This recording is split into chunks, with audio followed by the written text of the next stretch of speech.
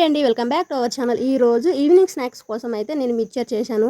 మా ఇంట్లో ఏదో ఒక స్నాక్స్ కంపల్సరీ కావాలి. మా పిల్లలు స్కూల్ నుంచి రాగానే డబ్బాలంతా వెతుకుతూ ఉంటారు. మా వారైతే ఇంటికి వస్తే ఈవినింగ్ బాక్స్లో ఈరోజు ఏం స్పెషల్ చేశావని అడుగుతూ అంతా వెతుకుతూ ఉంటారు అనమాట. నేనైతే ఈరోజు ఇలా మిక్చర్ చేశాను, చాలా బాగుంది. ఇట్లా ఉండే వాటితోనే ఇలా ఈజీగా చేసుకోవచ్చు. ఇలా ఎన్ని ఐటమ్స్ ఉంటే మనం అన్ని ఇంగ్రీడియంట్స్తో మిక్చర్ చేసుకోవచ్చు, చాలా బాగుంటుంది.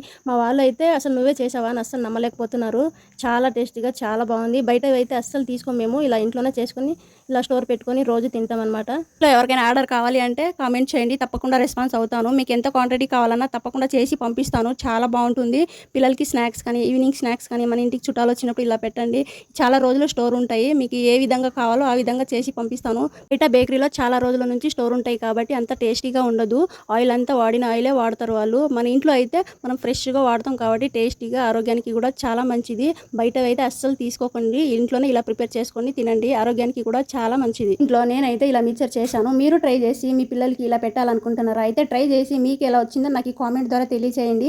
వీడియో మీకు నచ్చింది అనుకుంటే 10కి ఎన్ని మార్కులు వేస్తారో కామెంట్ చేయండి. ఈరోజు బెంగళూరులో బాగా వర్షం పడుతుంది. ఇలా మేము మిక్చర్ చేసుకుని బయట కూర్చొని తిన్నాము, చాలా బాగుంది. మీకు కూడా పంపిస్తాను, కామెంట్ చేయండి. Bye bye. వీడియోతో మీ ముందుకు వస్తాను.